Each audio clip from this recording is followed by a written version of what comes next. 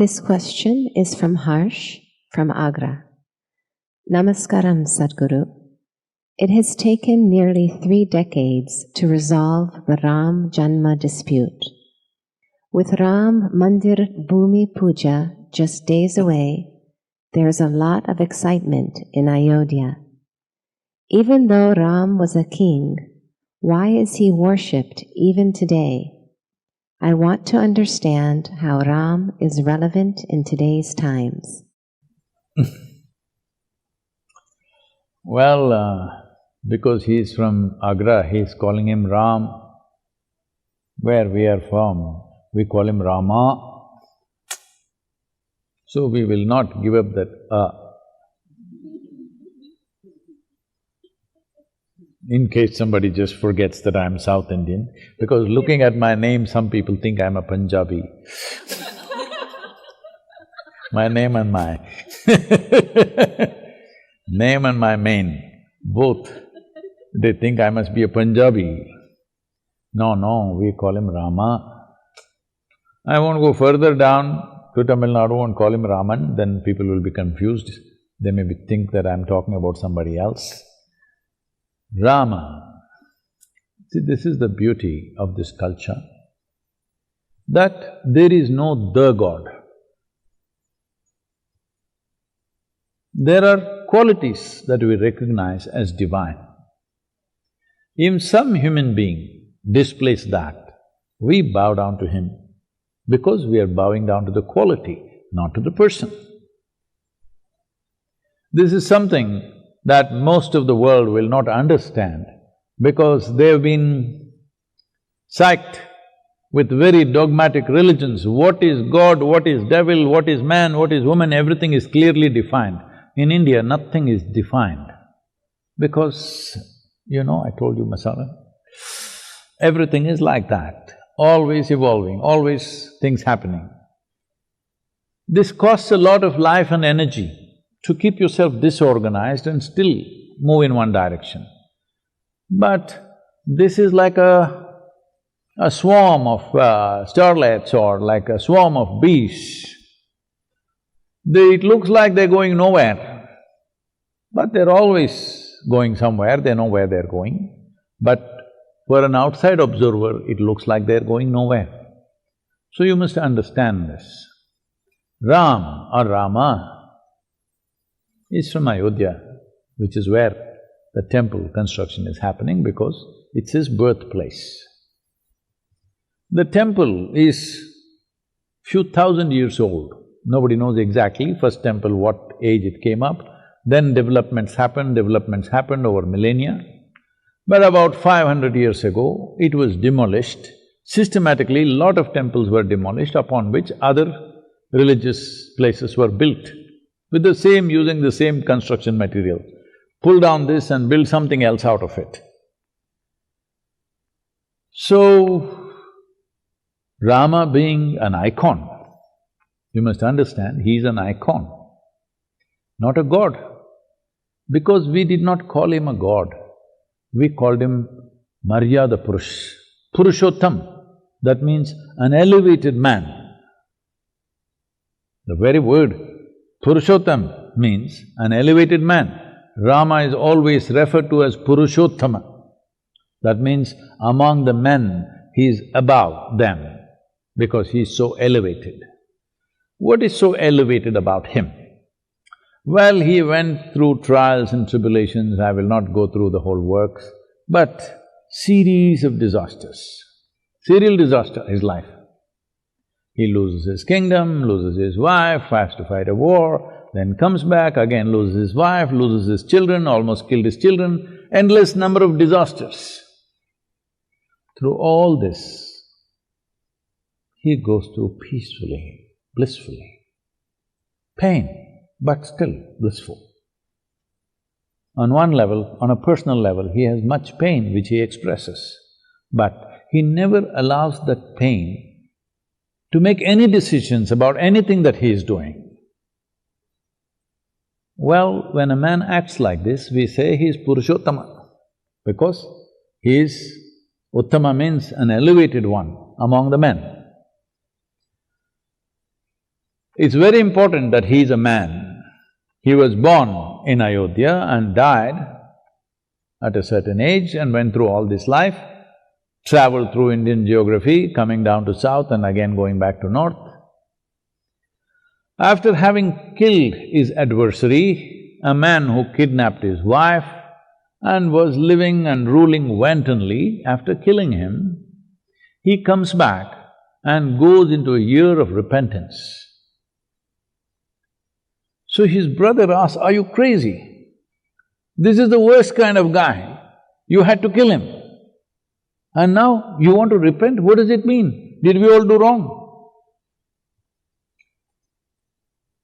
So Rama said, "See, there are many negative things about this Ravana, but he was a great devotee and he was a great administrator of his kingdom. He exploited everybody else, for which I had to kill him.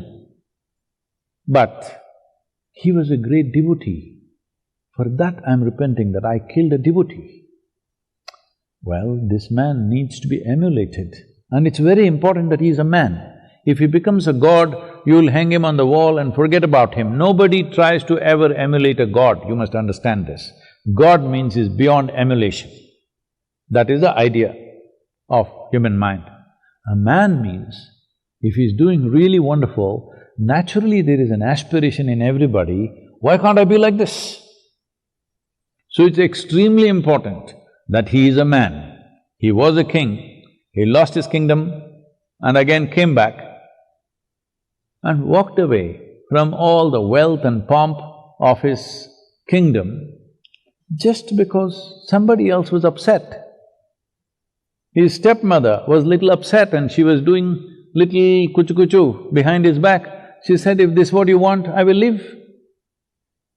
Well, this man needs to be emulated.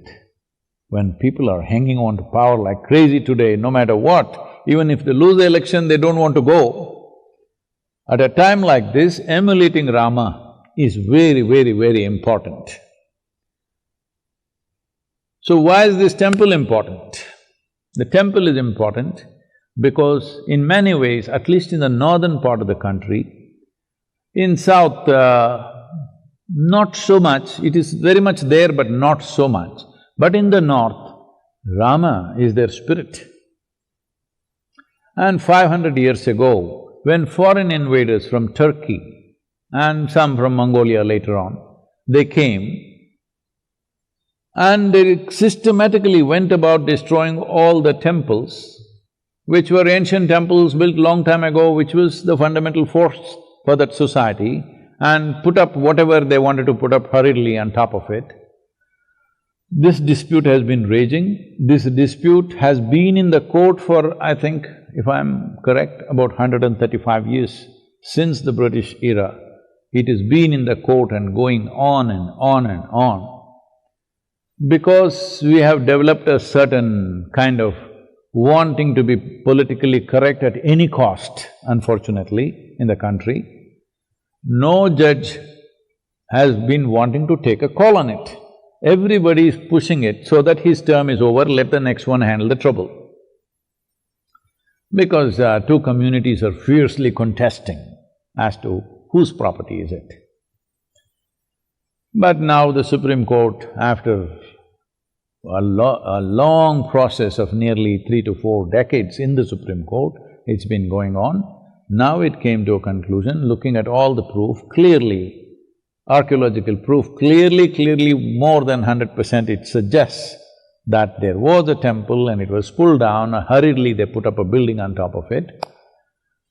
So they said, this must be built as temple. For the other community, they allotted another piece of land close by, within 20 miles or 20 kilometers or something like that. They said, you build your place there, let them build their place here. So it is not just another temple, it's a resurrection of India's spirit. Because it is not just one particular denomination or religion who looks up to Ram. There's a whole lot of people, people who belong to other religions who also want to emulate him, who also eulogize him in many, many ways. So in many ways, Ramayana, the story of Ram, has been so much a part of Indian ethos. So it is almost like a resurrection of a damaged national spirit. So I think it's a good thing it's happening, because otherwise unnecessary hatreds against other communities will continue. With this resolution, a whole lot of minds and hearts are cooler, which is a good thing for the future of the nation, and unnecessarily frictions going on endlessly between two communities. So I think one major problem has been settled. So on 5th of August, they're laying the foundation stone and they're planning to build a grand temple, probably in record time, because in the last 25-30 years, I think, they have carved all the pillars, the columns, this, that, everything, whatever the stone part of the work, stonework part, has been all kept ready, stored somewhere else, and they will just have to assemble that. The rest of the structure should come up pretty fast. Hopefully, in 24 months or 30 months, this grand temple will be up.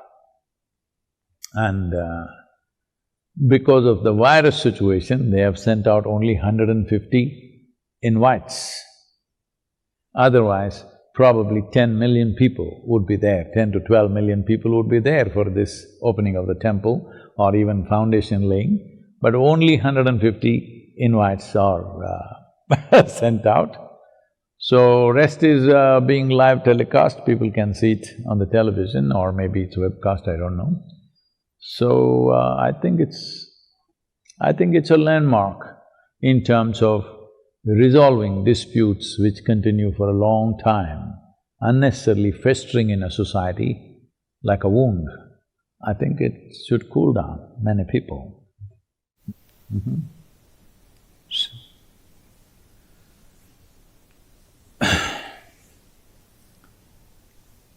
Now that you asked Ram question,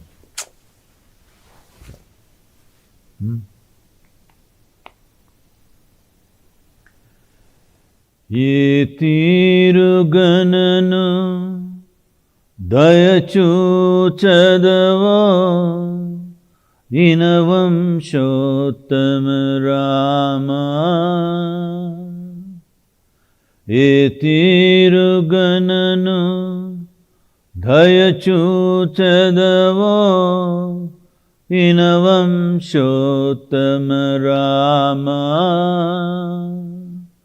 Natarama bhava sagaramidhanu nalinadhalekshana Rama. Natarama bhava sagaramidhanu nalinadhalekshana Rama. Shri Raghunandana Sitaramana Stritha Poshaka Rama. Shri Raghunandana Sitaramana Stritha Poshaka Rama. Karunyalaya Bhaktavaradhaninu Kannadikanupurama. Karunyalaya Bhaktavaradhaninu Kannadikanupurama. Krurakarmamulu nerakachesiti Neramulenchakurama. Krurakarmamulu nerakachesiti Neramulenchakurama. Daridryamu pariharamu sayyave Daivashikamani Rama. Daridryamu pariharamu sayyave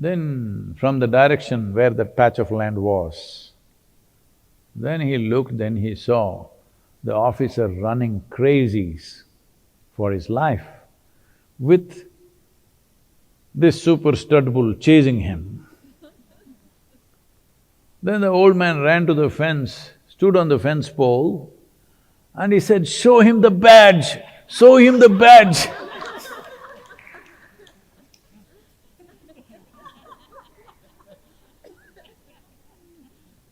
Please, don't flash your entitlements in the face of the virus. It's non-discriminatory.